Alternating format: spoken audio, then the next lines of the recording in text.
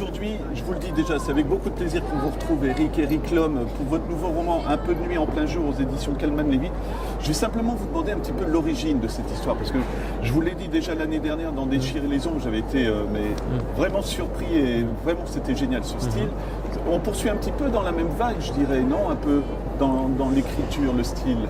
Alors, c'est à la fois, je pense, c'est à la fois semblable et totalement différent au niveau du style. Déjà, je m'étais amusé dans Déchirer les ombres à écrire un roman tout en dialogue sur le modèle d'une tragédie grecque antique.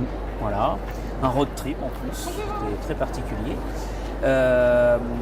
Alors que là, c'est un roman un peu plus classique. J'ai essayé de travailler l'écriture, vraiment de travailler l'écriture, d'en faire vraiment un bel objet littéraire et poétique, ce qui rend les deux romans semblables, enfin ce qui présente vraiment une sorte de filiation, c'est la thématique, une thématique assez sombre, assez finalement pessimiste, même s'il y a des éclairs de soleil. C'est une inquiétude quant au devenir du monde, tout simplement. Je pense que je ne suis pas le seul auteur à ressentir ça, mais je fais partie de ces auteurs qui ont envie je dirais pas d'alerter, ça c'est complètement idiot, j'ai jamais fait de message, mais voilà, mais de s'interroger sur la place de l'homme dans un environnement abîmé, crépusculaire, où tous les liens sociaux se sont délités et on est revenu finalement à des situations que l'on pouvait trouver dans le 19e siècle industriel et avec une espérance de vie très réduite pour les pauvres et les travailleurs. Voilà, toutes ces thématiques me semblent liées. C'est un monde fracturé et abîmé que je mets en scène dans Un peu de nuit en plein jour. Est-ce que vous pouvez nous parler du personnage de Féral? Déjà, le prénom, je le trouve génial et je vous demanderai aussi de nous dire où vous l'avez trouvé. Pour moi, ça rappelle justement un peu le fer, la matière brute, parce que le personnage, on va l'expliquer, a un petit boulot, je dirais, il taille des, si je ne me trompe pas, mais sa vraie vie, c'est les combats la nuit, les combats clandestins. Et quelque part, il en vit, mais il en est heureux aussi de vivre comme ça. Alors, Féral, il est particulier à plus d'un titre. Féral, ça signifie, c'est un adjectif français tombé en désuétude qui signifie animal domestique redevenu sauvage. Donc ça lui convient parfaitement, de la même manière que le personnage principal de mon livre précédent, Déchirer les ombres, s'appelait Scrofa. Scrofa, qui est le terme latin qui désigne le sanglier, donc, qui fonçait comme une bête sauvage, etc. Et donc ce personnage, Féral, est particulier d'abord parce qu'il est vieux, enfin il a 45 ans, ce qui dans le monde du sous-sol, le monde des caves, le monde des pauvres, est vieux, puisque l'espérance de vie est de plus en plus réduite. Il est particulier également parce qu'il a passé son enfance hors des grandes métropoles où se concentre la vie au moment où se déroule le roman. Son enfance, il l'a vécue sur les causses. Alors des causses déjà nimbées d'obscurité. Il n'a jamais connu autre chose. Il n'a pas connu le monde d'avant. C'est son grand-père qui l'avait connu. Donc ça nous ramène à quelques générations dessous. Et c'est la troisième vraie particularité de Féral, c'est c'est un boxeur exceptionnel et il représente son clan dans les combats, effectivement, les grands messes rituels qui réunissent ceux des caves qui n'ont plus que ce moyen-là pour avoir le sentiment de vivre encore. Le risque des corps, la confrontation des corps. Il y a le respect puisque bien sûr ce ne sont pas des combats de chiens, ce sont des combats avec des règles d'homme à homme et d'homme à femme et de femme à femme, puisque les femmes aussi se battent. C'est vraiment tout le monde est très sauvage. Et c'est aussi le risque des corps et le respect des corps quand ils remontent tous à la surface pour danser. Hein, c'est l'autre grand moyen de ceux des caves pour vivre, s'offrir de l'espoir, c'est aller danser dans de grands bals à la surface pour appeler le retour du soleil. Le soleil qui n'apparaît plus, qui a disparu derrière les nuages sombres. On imagine d'une pollution permanente, un peu comme dans Blade Runner.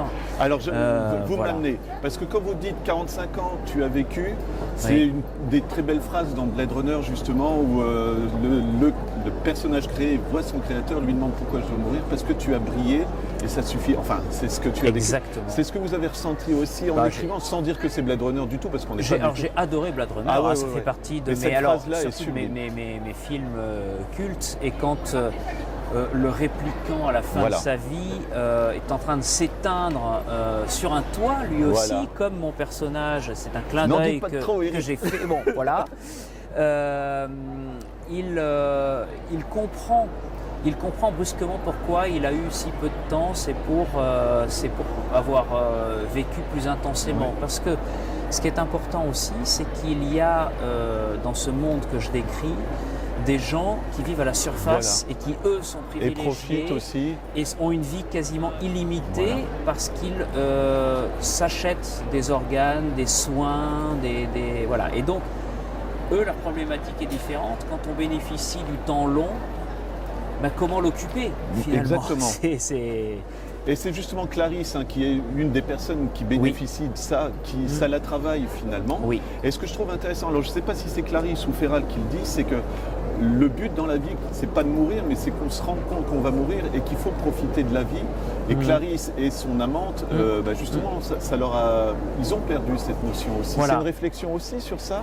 Tout à fait. C'est d'ailleurs Clarisse et Sibylle qui appartiennent toutes les deux à ce monde privilégié. Il y en a une qui jouit de ce monde privilégié et qui ne veut surtout pas revenir en arrière. Lui, ça lui convient très bien comme ça. Que le soleil n'apparaisse plus, elle s'en moque. Elle a une vie nocturne dans les bars, voilà. Et Clarisse, elle a, c'est pas une culpabilité, mais c'est cette interrogation. Et si, une interrogation qui rejoint celle de Livy, l'autre personnage important, celle dont Féral tombe éperdument amoureux, c'est est-ce qu'il n'y aurait pas une meilleure manière de vivre? Exactement. Et finalement, c'est cette interrogation que je lance finalement entre les mains du lecteur. C'est quand on referme ce livre, qu'est-ce qu'il a voulu nous dire? Ben, en fait, moi je raconte des histoires, selon le modèle des tragédies, je pousse des logiques jusqu'à leur terme, mais si on pouvait retenir une réflexion, ça serait est-ce qu'il n'existerait pas une meilleure manière de vivre en fait. Et je me dis que Clarisse, dans votre livre, c'est une peintre, donc une artiste, et je pense que c'est ça aussi, c'est le recul qu'elle a sur la vie. Je le dis toujours, moi je considère les écrivains comme des artistes, vous avez la chance de pouvoir prendre du recul et d'observer. Et je pense que c'est ce qui travaille Clarisse aussi. Est-ce que vous seriez d'accord avec ça? Complètement. Clarisse, elle le dit d'ailleurs, elle trouve, elle est peintre, elle trouve et elle danse aussi, ce qui la rapproche de ceux des caves, dans cet art, dans ces matières humaines, ces façons dont l'homme parvient à échapper au déroulé stupide du quotidien qui n'a pas de sens. Donc, elle se pose la question, elle se dit, j'en ai assez de vivre par l'art. L'art me donne ma seule raison de vivre. J'aimerais pouvoir vivre pour pouvoir que ma vie éclaire mon art aussi.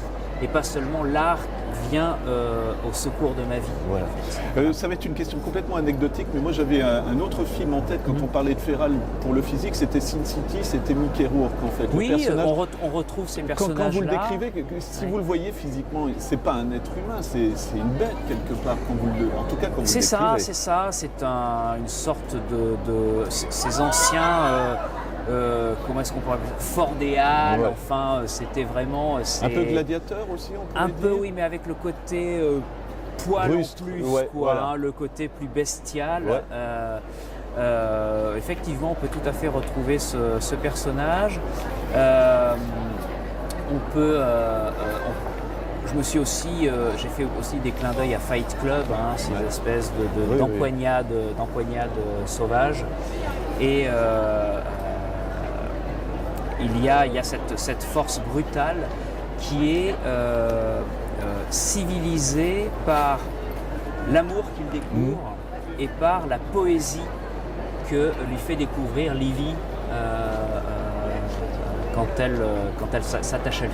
Peu de mots, mais on se comprend, quoi. J'ai l'impression Exactement. entre ces deux personnages. Oui, complètement. Là où je ferai le rapport avec Déchirer les ombres, ce sera une de mes dernières questions, c'est aussi ce côté, alors moi je dis mythologie, mais j'ai cherché pendant longtemps, ça finit sur du fantastique, c'est un petit peu la même chose dans Déchirer les ombres, je trouve ça très émouvant, c'est que le monde des morts et le monde des vivants, il n'y a pas de frontières finalement, hein.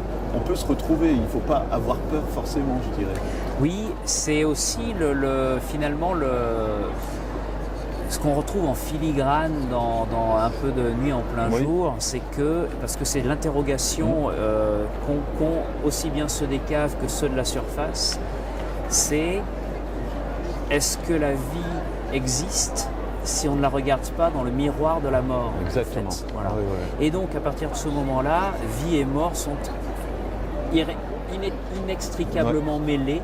Et c'est ce qui m'intéresse aussi et c'est ce qui fait que à la fin on retrouve ce mélange. Et j'aimerais juste terminer en disant en rapportant le témoignage qui m'a beaucoup touché, c'est celui de mon père qui a lu ce livre et qui m'a dit écoute, ton épilogue, c'est exactement comme ça que je voudrais mourir. C'est émouvant. Voilà. Ouais, ouais. Ouais. Eh bien, écoutez, ça me fait un très beau mot de fin, Voilà. Eric. Je vous remercie. Donc, c'est Eric Lhomme pour son nouveau roman Un peu de nuit en plein jour chez Calman Levy. Et juste encore une anecdote, je le montrerai. Le bandeau sur le bouquin, ça colle parfaitement. Il est magnifique, très Voilà. bien trouvé. Eh ben, merci beaucoup, Eric. Merci beaucoup.